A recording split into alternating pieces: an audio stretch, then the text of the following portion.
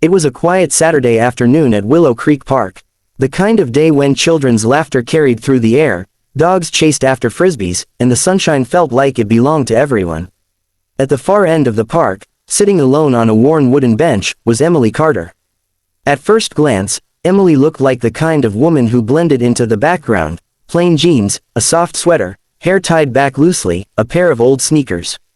She held a paperback novel in her hands, though her eyes lifted often to watch her 6-year-old son, Daniel, play on the swings. To anyone passing by, she seemed quiet, reserved, even timid. But there was something no one could guess just by looking at her. Emily wasn't just a single mom trying to rebuild her life after a painful divorce. She was also a trained FBI agent, a woman who had spent a decade learning how to read people, disarm threats, and survive situations that would have broken most. And today, for the first time in years, her two worlds were about to collide. The first signs of trouble. Daniel was laughing, pumping his little legs on the swing, when a group of older kids, teenagers with cocky smirks and careless attitudes, strolled into the playground. They weren't there to play. They were there to dominate. "Hey, kid," one of them, a tall boy in a leather jacket, called out. "Move it, that swing's mine." Daniel looked down, startled. I was here first." The boy smirked. "Didn't ask for your life story, shrimp." He gave the swing a shove, nearly knocking Daniel off. Emily's book snapped shut in her hands. She stood up slowly, her instincts sharpening. She could see the way the other kids circled, 3 boys and a girl, all maybe 15 or 16. This wasn't just teasing, this was a test of power. But then, before she could step in, one of the teenagers turned his gaze toward her. Well, he sneered, loud enough for everyone in the park to hear. "Is that your mom, kid?" "Figures. Look at her, sitting there like she's scared of her own shadow." The others laughed. Another boy added, "Bet she's one of those lonely single moms." No wonder the kid's a loser. Parents nearby shifted uncomfortably but didn't intervene. Emily felt the familiar sting, the whispers, the assumptions. People had judged her ever since her husband left. She knew the words could wound more than fists sometimes. But what these bullies didn't realize was that she wasn't just some helpless mom. The breaking point. Daniel's small voice trembled. "Leave us alone." The girl in the group laughed cruelly. "Or what? Your mom gonna cry about it?"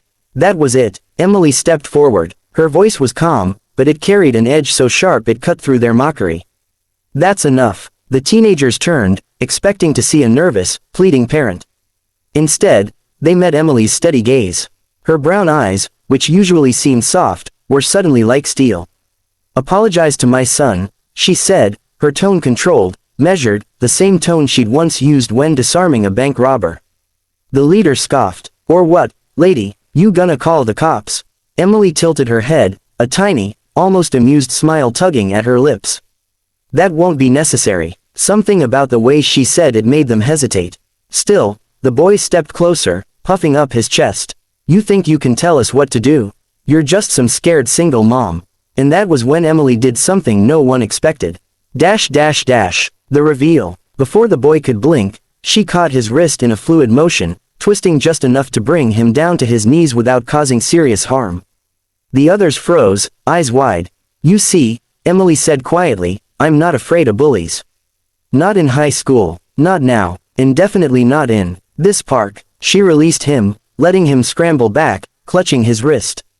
"Who are you?" he demanded, his voice shaking despite his bravado. Emily reached into her bag and pulled out a small leather wallet. She flipped it open just long enough for them to see the badge gleaming in the sun.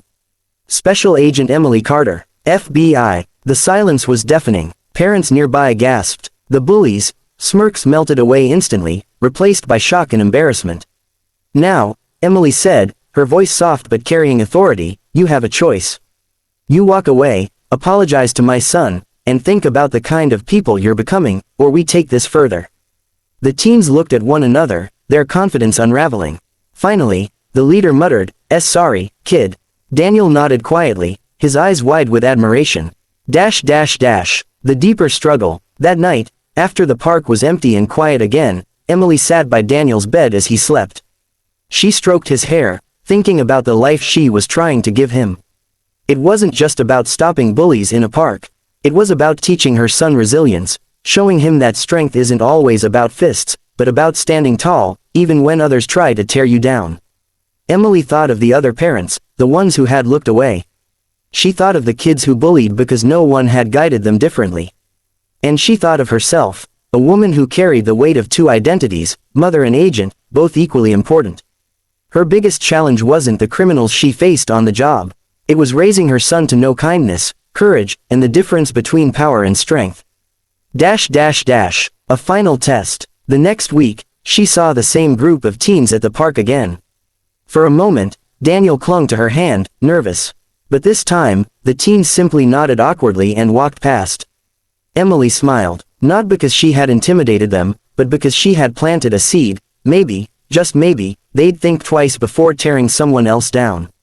Daniel looked up at her. "Mom, you're like a superhero." Emily laughed softly, kissing his forehead.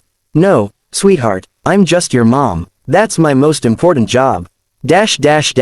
Closing message. Sometimes, the strongest people are the ones you least expect, the quiet ones, the gentle ones, the ones who endure more than the world knows. Emily's story reminds us that no matter what life throws at you, kindness and courage are the truest forms of strength. What about you? Have you ever faced a bully or seen someone stand up in an unexpected way? Share your thoughts in the comments. I'd love to hear your stories. And if you believe the world could use more courage and kindness, make sure to like, subscribe, and share this video. This is Be Kind Always, where every story reminds us of the power of compassion.